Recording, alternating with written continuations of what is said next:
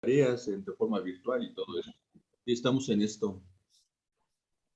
Totalmente, profesor. Por ahí estaba yo leyendo el comunicado que sacó la SEP sobre, ya ves que se busca que el docente también tenga un crecimiento, no solamente horizontal, sino vertical, ¿no, profesor? ¿Cómo lo ves ahí, ese crecimiento vertical?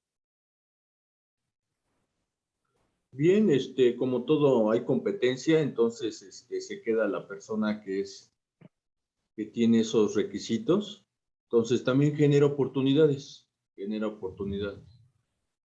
Sí, en el aspecto, como dice.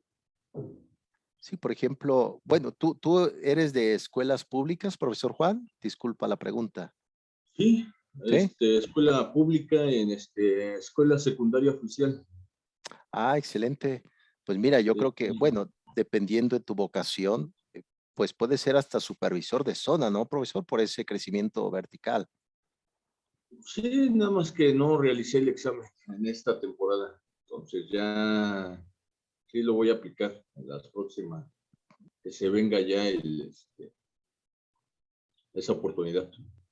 Sí, yo creo que también la ventaja del sistema educativo en México, tanto público y privado, es que tiene un aspecto cíclico, ¿no? Vuelve a retornar esas ideas, esos proyectos. Fíjate, profesor Juan, me viene a la mente inclusive cuando se funda la propia Secretaría de Educación Pública, que antes era Secretaría de Educación y Bellas Artes en el tiempo, estamos hablando del Porfiriato, 1905, 1904. Justo Sierra inclusive fue uno de los partidarios de la educación de la preparatoria en México. Y me viene a la mente precisamente ese objetivo. De hecho, por ahí veo que van a donar libros, ¿no? A las bibliotecas, todo eso. Yo antes inclusive iba a bibliotecas públicas, profesor Juan, pero no puedo evitar, me quedaba dormido, me dormía en la biblioteca pública, me pasaba hasta 2 horas, me dormía, porque inclusive eran libros nada accesibles a la vista, ¿no, profesor Juan? Tipo editorial por rúa, letras pequeñas, párrafos juntos, perdías tú de dónde. Pero bueno, esta parte cíclica, profesor Juan, yo creo que pues se puede retomar, claro, está determinada también por tu vocación, ¿no, profesor Juan? Sí, pues sí genera oportunidades. Nada más que ahorita de lo que me agarró también y del aspecto de pandemia, no agarré la oportunidad, se me crearon otras situaciones, entonces otra vez hasta que se vuelva a hacer la apertura. Totalmente, profesor Juan. Al menos ya estás a punto de terminar tu proyecto de maestría. No sé cómo será o cómo será la vocación de los demás, de tus compañeras, pero pueden inclusive atreverse a un doctorado, ¿no? Ahorita ya hay nuevas propuestas de educación a distancia, que lo vamos a ver más adelante, sobre hacer un doctorado totalmente en línea, ¿no? Entonces, puede retomarlo, claro, va con base a la aspiración también, a la escala de valor de cada uno de todos, ¿no? Muy bien, profesor Juan, bienvenido a esta tertulia. Ahorita ya vamos a iniciar. Profesora Lisbeth, bienvenida. ¿Cómo está por allá tu familia?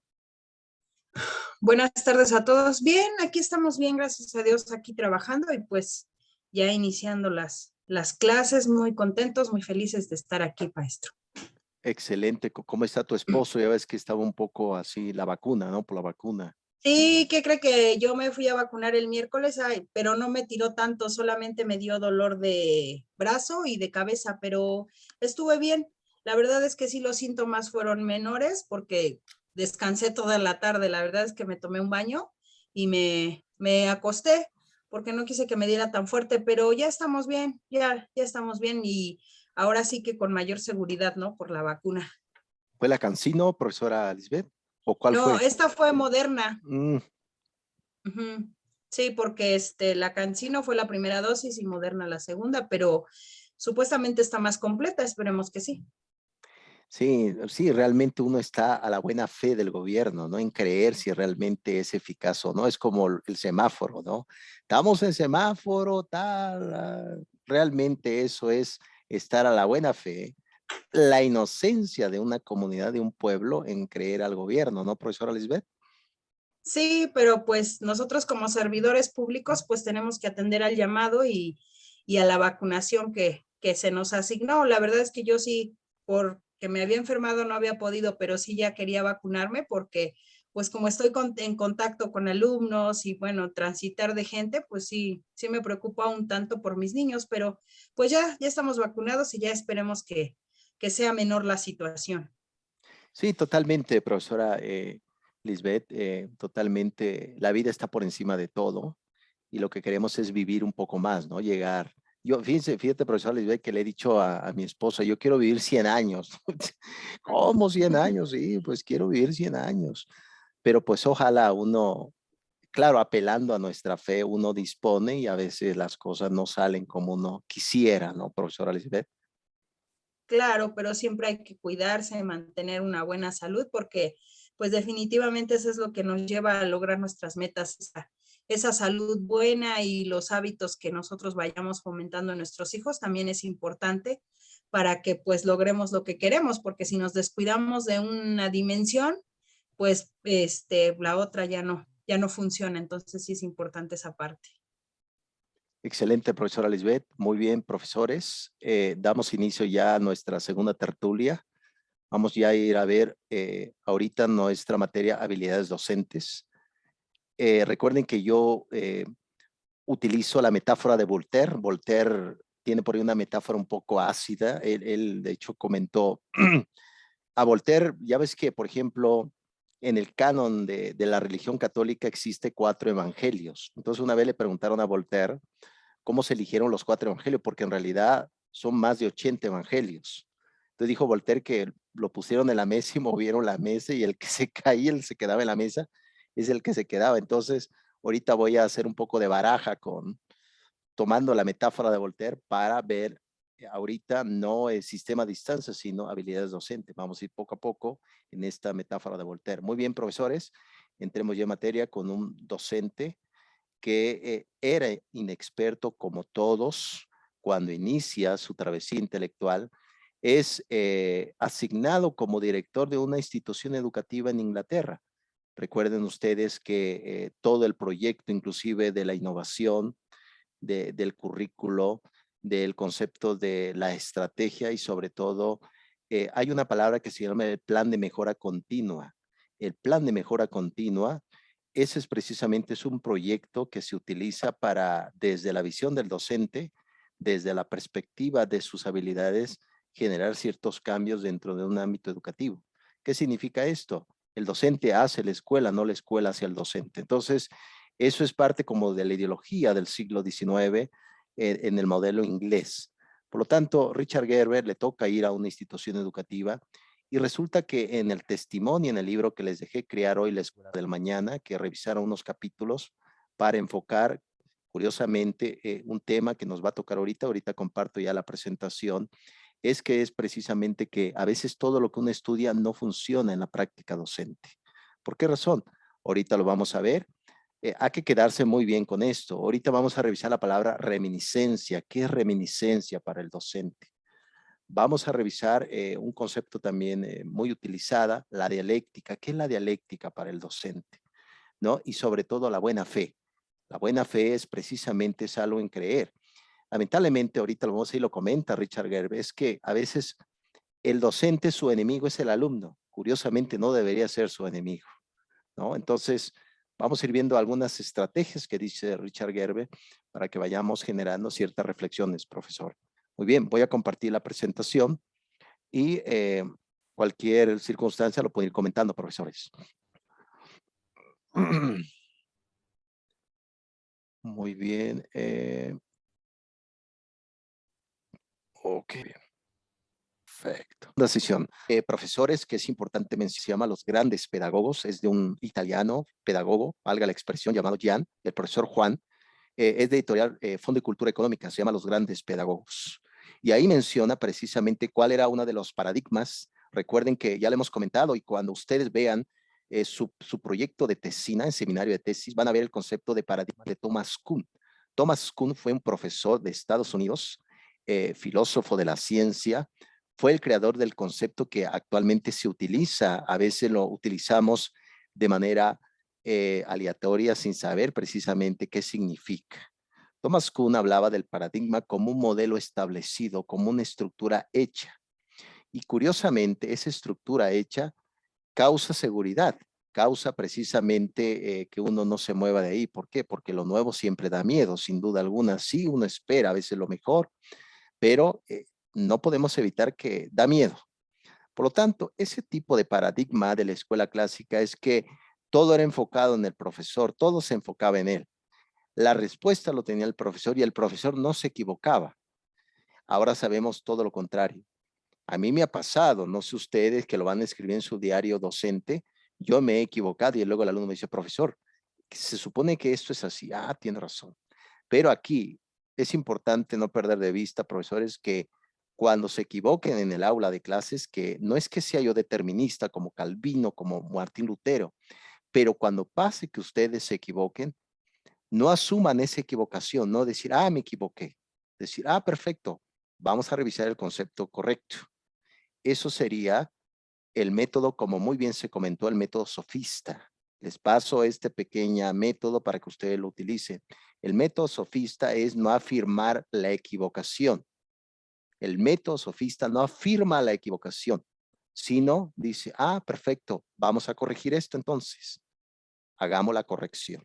No afirmo, sino corregimos. Ese es el método sofista. Richard Gere, este libro yo lo leí, comenta precisamente que una de las habilidades que debe tener el docente del aula es precisamente no demostrar que te has equivocado en público, sino decir, ah, esto es el correcto, este es el argumento correcto. ¿Por qué razón? Porque recuerden esto, el alumno confía en el docente. Todo lo que dice el docente es una propuesta de confianza. Entonces, si el docente va ocasionando desconfianza, aguas con eso, profesora Patricia, profesor Juan, profesora Edith, profesora Lisbeth. Aguas con ese argumento. Cuidado.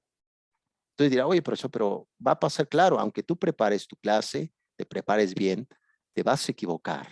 ¿Y qué vas a hacer con esa equivocación? Ah, me comentó el profesor en habilidades docentes. Utilizar el método sofista. Ah, perfecto. No afirmar la equivocación, no afirme la equivocación. Muy bien, eso se hace con un colega. Oye, profesora Patricia, ¿qué crees? Fíjate que me equivoqué en esto. Ah, no te preocupes, profesor. Mira, hay que hacer esto y esto. Ah, perfecto. ¿No? Eso para que lo tengan fijo y entendido, profesores ilustres. Muy bien. ¿Algún comentario hasta acá, profesores? En cualquier momento pueden ir haciendo sus apostillados de la lectura que les dejé, los capítulos, para que vayamos haciendo un cruce de ideas y vayamos generando precisamente esta tertulia. Muy bien, vamos con la primera tesis. Aquí precisamente el profesor Richard viene y describe el rol, y ya lo hemos hecho anteriormente precisamente, de lo que es el papel de la escuela y el papel del docente, ¿no? Recuerde muy bien esto, que desde, por ejemplo, desde México, el propio Carlos Fuentes fue un filósofo mexicano, educador también. De hecho, a Carlos Fuentes una vez le preguntaron, oye, profesor, ¿qué harías tú si fueras secretario de Educación Pública? Y él contestó, renunciar. Imagínense, yo renunciaría a todo, ¿no? Entonces, esto es precisamente lo que dijo Carlos Fuentes, lo que en su momento comentó Vasconcelos, que ahí tiene La raza cósmica, es uno de los libros de José Vasconcelos, donde hablaba de la raza de bronce, lo toma de Homero, está clarísimo, del poeta griego, la raza de bronce, la raza de oro, etcétera, ¿no? Esta sociedad mexicana es la raza de oro, decía Vasconcelos.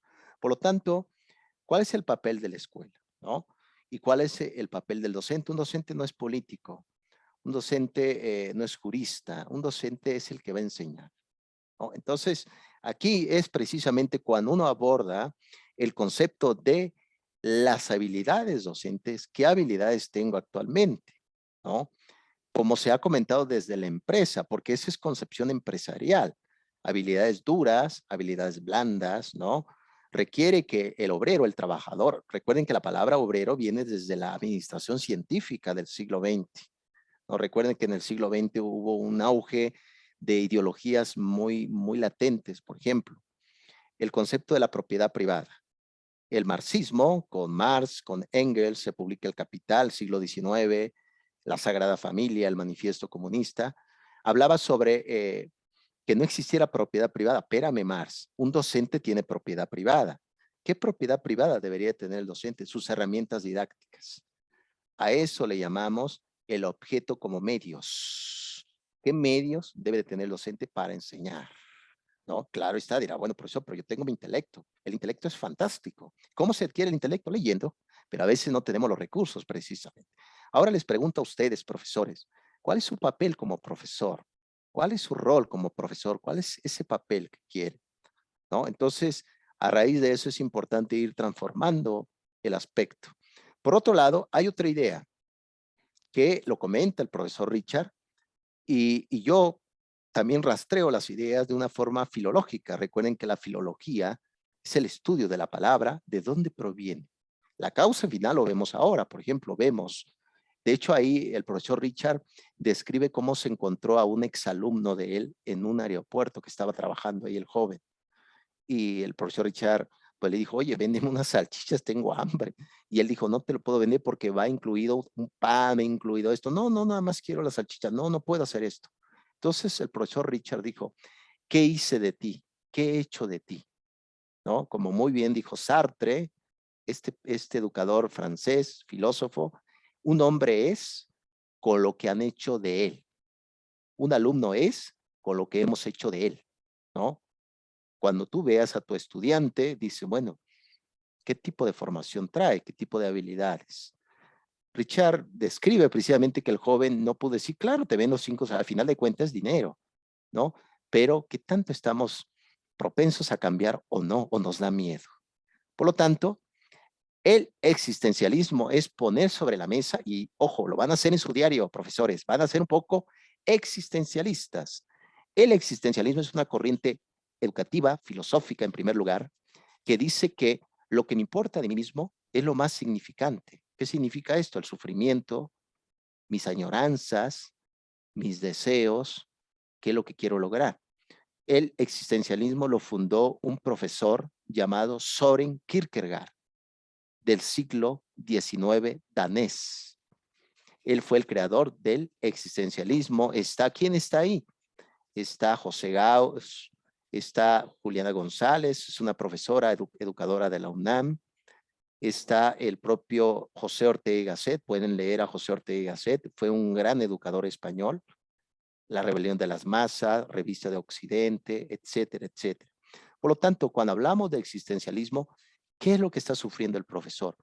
¿Cuáles son sus sueños y cuáles son sus retos que ahora se está presentando en la época del COVID-19?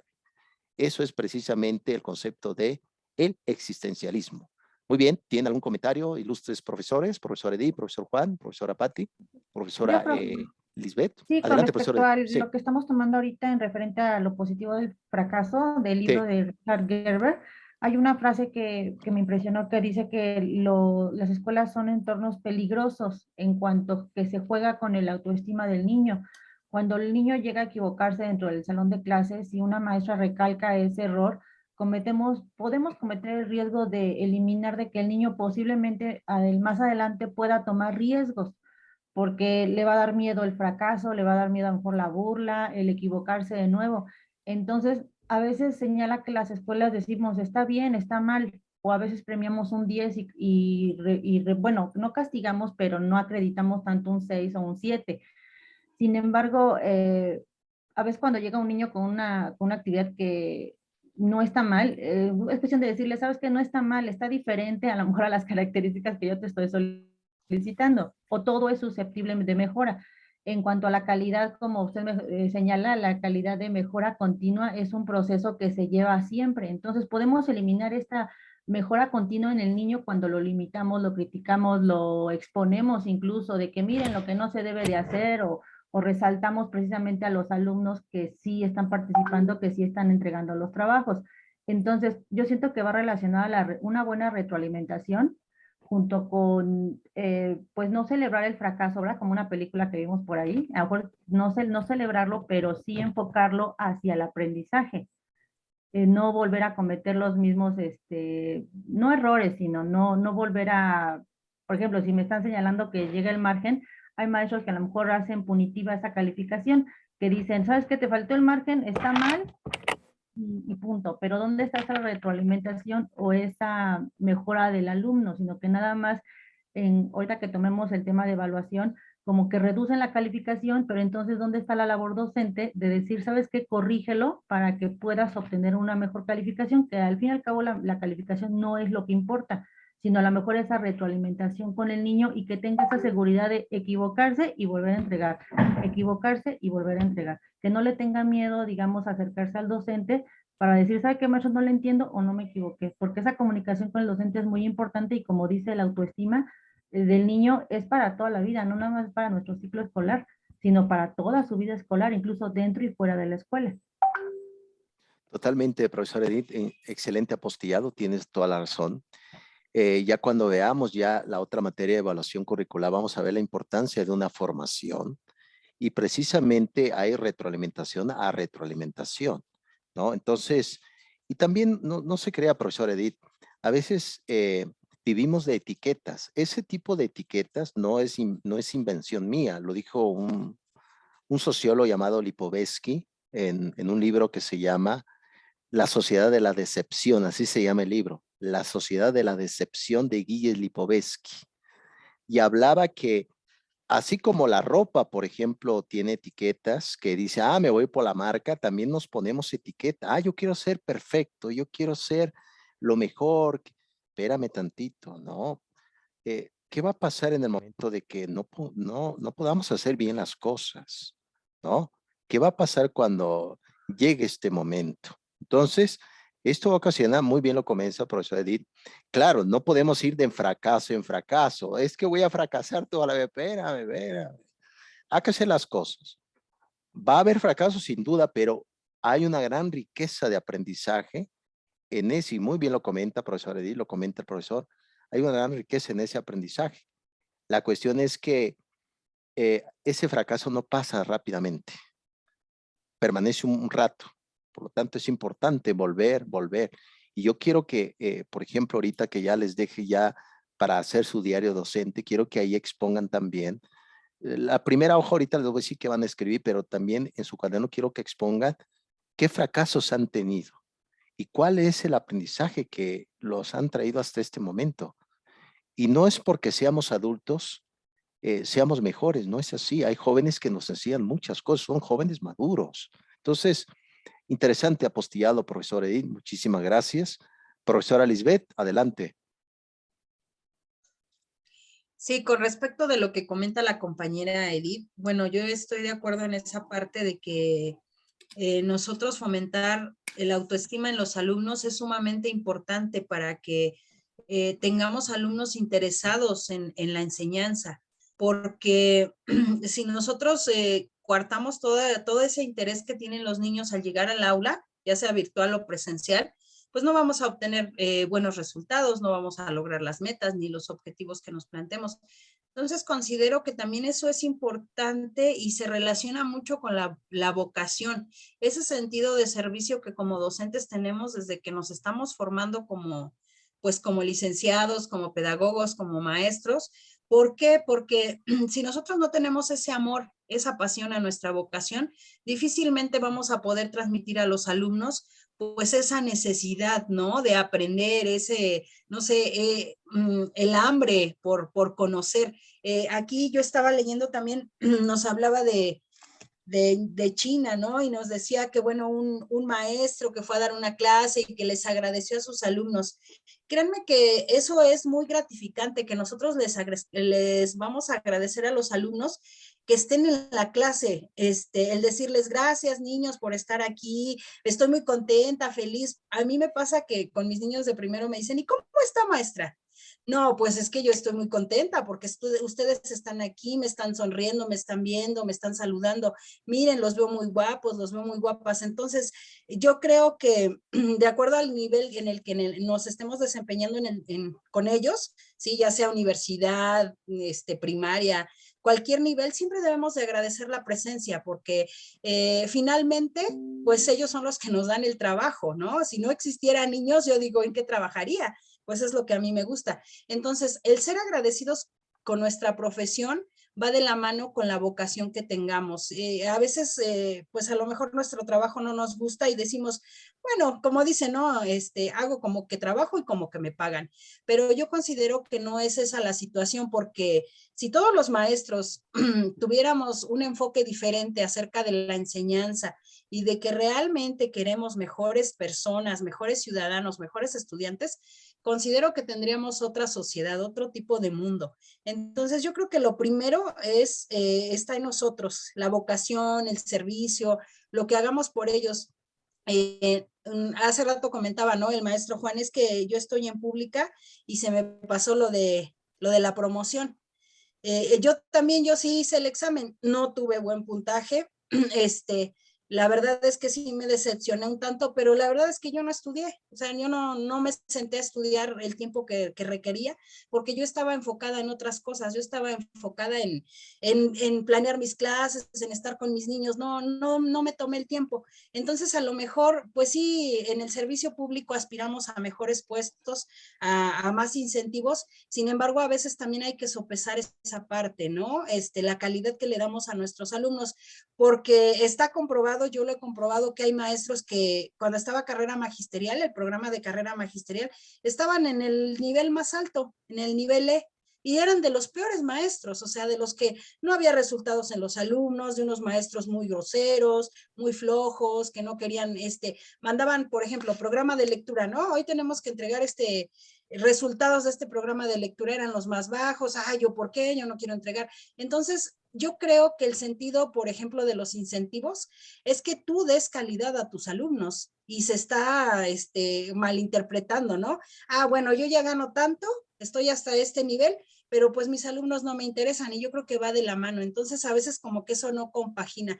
Yo sí siento que pues sí, el enfoque que nosotros le demos como docentes, pues va ahora sí que darnos buenos resultados y pues a lo mejor por añadidura nos va a llegar un buen pago, ¿no? Pero sí, yo creo firmemente en la vocación y el ser docente, pues es algo que nos debe gustar, no nada más porque, no sé, fue lo único que encontré, lo más barato, etcétera. Entonces sí, pues esta parte del agradecimiento a nuestros alumnos creo que se debe de dar de manera permanente, porque finalmente, pues ellos son los que nos hacen los profesionales que somos. Aprecio, profesora Lisbeth, tu comentario.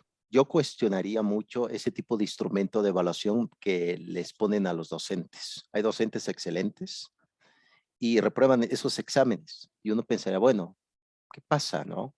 Entonces yo cuestionaría mucho esos instrumentos que al final le cuesta la burocracia, ¿no? La burocracia que está muy maquillada la educación, que dentro de está un poco fea, ¿no? El aspecto. Aprecio, profesora Lisbeth. Ahorita regresando voy a retomar tus palabras sobre lo profano y lo sacro. Ahorita les voy a decir qué significa profano y sacro en el ámbito educativo, porque China va de la mano con el concepto de lo sagrado, ¿no?